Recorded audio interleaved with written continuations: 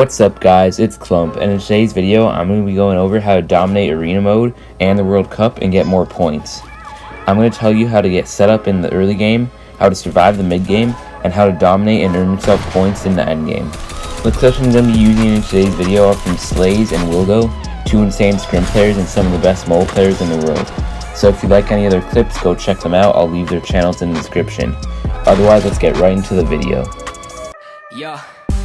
On my grind all day, gonna make $1 million selling that someday. You know I'm in the rhythm when I write this way. Put me in the ground when I bite this game up. One issue many players have is finding the perfect spot to land in order to set themselves up endgame with the proper mobility and loot they need to win.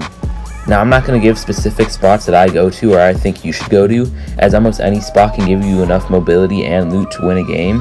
All I'm going to recommend is that you should land somewhere that has enough mobility for your liking, whether that just be geysers to make it to the first zone, or a baller to make it all the way to the fourth zone, and enough loot for your liking, which can be as little as looting 2 unnamed houses and getting a shotgun, AR, and possibly an SMG, or having to fight over a huge named location where if you win, you can come out with rifts, utility, and all kinds of loot.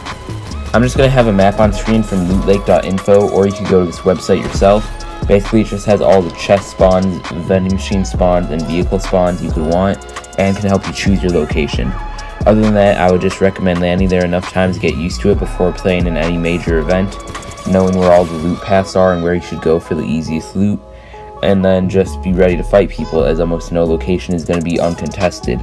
If you struggle in early game fights though, I would recommend going to an unnamed location or landing right on a baller and then going to somewhere unlooted. This will help reduce your RNG.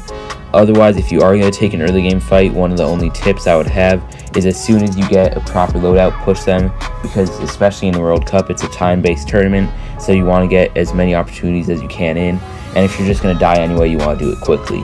Also, make sure you have enough mats. Too many times do people die early game because they don't have enough mats.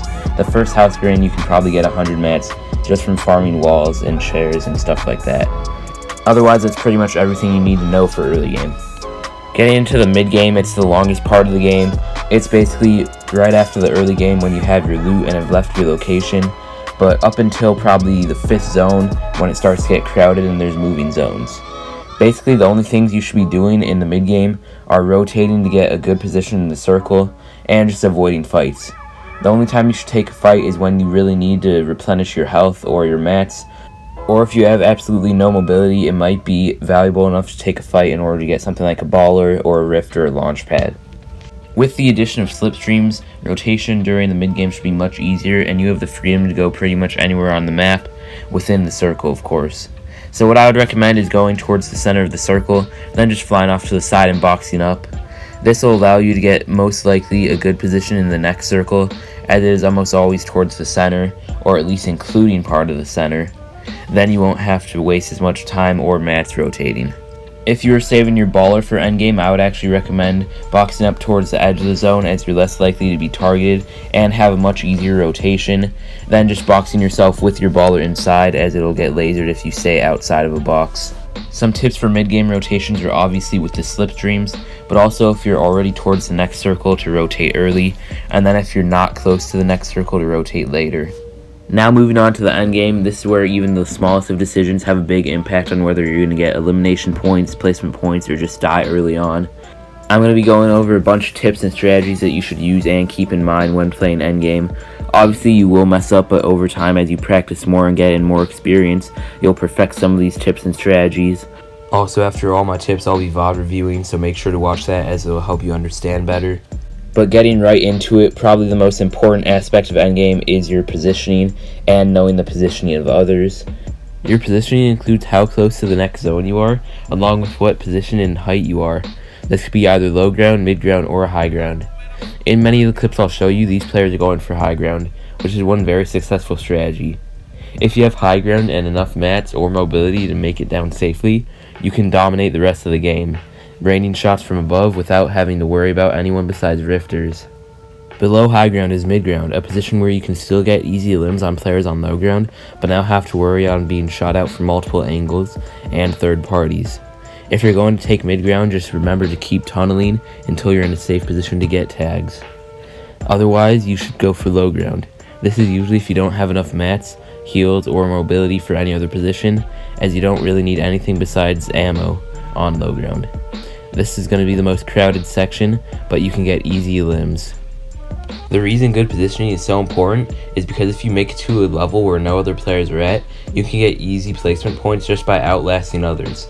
Or if you're looking for elimination points, something I'll go over in a bit, good positioning allows you to cut others off and hold them in the storm, pressuring them from multiple sides as they have to both rotate and avoid your fire. This brings me to my next point about endgame and how to succeed and earn points, and that's going for eliminations. Too many times are players too scared of fighting others and just going for placement points. However, if you position yourself right and have good IQ, you can get easy elimination points without taking damage in return.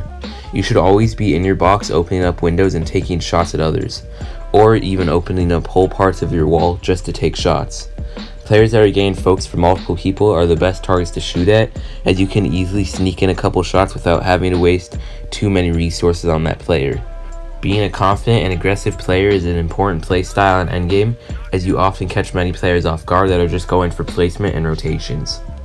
Another crucial part of endgame is taking advantage of what you're given and playing around your loadout.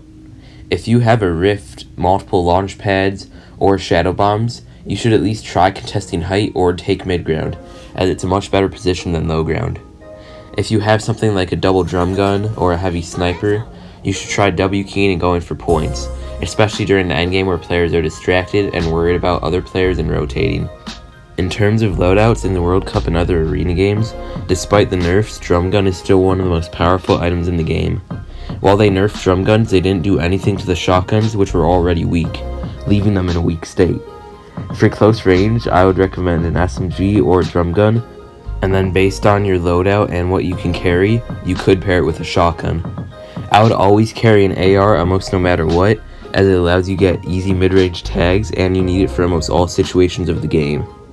I would recommend just a regular AR over an AK, as it's more powerful for spray abilities, which you will be using in scrims. Also, I would recommend taking things like shadow bombs over rifts in terms of mobility, and possibly even glider redeploy over rifts due to its multiple time usage. You should always carry at least one heal, with minis being the most important heal, then big shields, slurps, bandages, and medkits. Most of the time you won't have the time given to pop big heals, so smaller quick heals are better. Also, you'll be given 50 shield per kill, so you don't have to carry double heals. I would rather carry mobility and utility if available. With all that said, I'm going to go right into VOD reviewing, which is basically reviewing other people's clips from endgames, and I'm going to give tips and apply what I've already told you to what these players are doing to show you how you can succeed. Getting right into it, you can see that I'mNoob is constantly looking for eliminations, spraying while rotating and picking up an AR elimination, then dropping right onto someone and pumping them, despite it being risky. This allows you to replenish your shield and mats, and to get elimination points. Right here is a perfect example of taking advantage of what you're given. He's given a rift by another rotating player and immediately drops down for height, one of the strongest positions in the game. While he does have to contest for height, contesting for height is often worth it, as if you win out, you have easy rotations and eliminations for the rest of the game.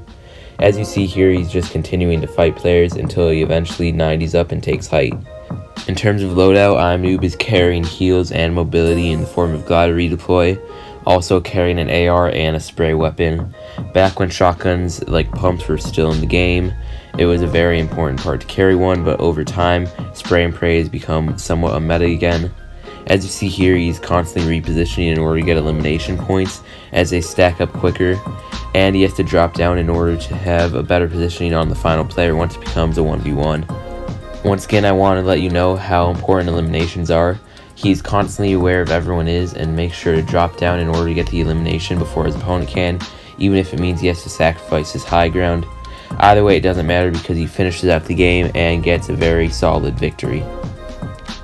This next clip is coming from Wilson, and as you see, he's immediately flying up to take high ground, building out of metal, his strongest resource so no one can break him down. As you see, there's still lots of ballers left in the game, but he just focuses on the players for now, eventually shooting out the ballers later on. He pushes down and reconnects to another high ground position. Another tip I wanted to let you know about: you should always try to protect yourself as much as you can, especially if you don't have something like redeploy to get down if you get shot out. If you do take high grounds in your game, you have to worry on people rifting and jump padding, also trying to contest height. As you see here, he's doing a good job minigunning away anyone that comes up to his position. Skipping ahead, this is just showing a slightly different playstyle I showed you last time. He's still going for eliminations, but is playing slightly more passive, knowing he has the best positioning in the game. This is also another successful strategy you can use. You just gotta find what works best for you, either going for eliminations or maintaining your positioning. I would obviously recommend, if you're on high ground, to focus more on your positioning, but if you're on mid or low ground, just go for some elimination points. Wilson closes off the game nicely with the victory. Thank you to everyone for staying this long. This is pretty much the end of the video. I know this was one of my longest videos. I just wanted to explain it because it's one of the most important topics in the game, and basically what Fortnite has become over time. If you do want to support me, you can use my code CLUMPYT in the item shop, and that's pretty much it. See you guys next time.